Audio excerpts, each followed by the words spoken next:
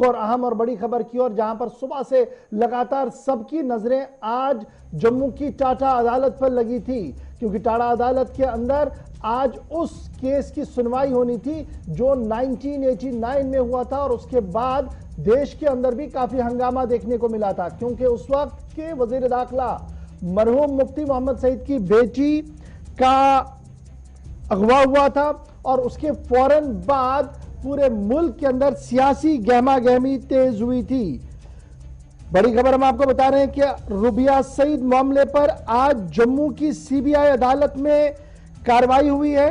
और तकरीबन 2 से ढाई घंटे से ज्यादा वक्फे तक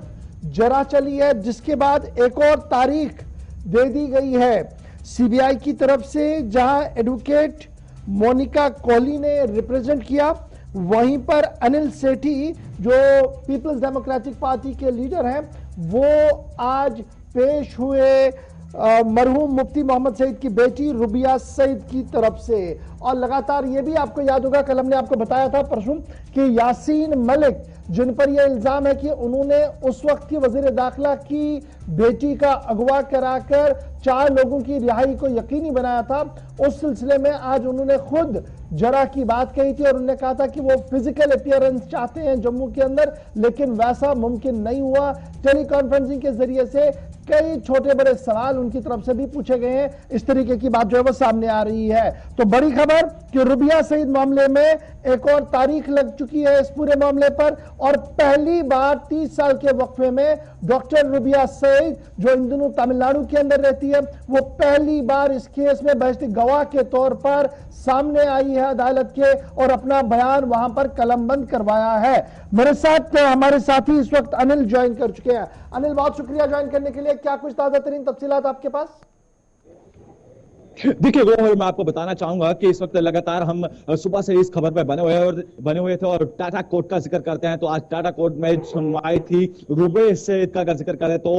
लगातार सन 1989 का अगर जिक्र करते हैं तब का मामला है, अपहरण का मामला जो है वो सामने नजर आया था। और इसमें अगर आज जिक्र करें तो आज लगभग 12 बजे के करीब जो है रुबिया सईद यहाँ पर पेश होती है, और जज साहब के सामने जो है कई सारे सवाल जवाब होते हैं, और कई सारी बातें जो है वो दलीलें रखी जाती हैं, और इस पर कहीं ना कहीं सबकी नजरें बनी हुई थी। और अभी कुछ देर पहले जो है पूरे गवाहों के साथ जो है वो पूरी जानकारी ली गई है, और जो इस समय जानकारी हमारे तक पहुंची है, ये बताया जा रहा है कि आइडेंटिफाई जो है यासीन मलिक को किया गया है, और अगली तारीख को मुकर्रर किया गया है, और इस पर निर्भर यह रहेगा कि 23 तारीख को क्या कुछ बड़ा फैसला आएगा इस सुनवाई को लेकर। क्योंकि आपको बताते चले कि लगभग ये मामला जो है काफी लंबा मामला है। 1989 का अगर जिक्र करते हैं तो अपहरण हुआ था रुबिया सईद का, और उस पूरे मामले को लेकर जो है तब से लेकर पूरी सियासत जो है वो काफी गरमाई थी। और सन 89 का अगर जिक्र कर रहे हैं तो उसको लेकर हर एक शख्स जो है वो अभी तक भूला नहीं है, क्योंकि 5 खूंखार आतंकवादियों का अगर जिक्र करते हैं तो उसको लेकर जो है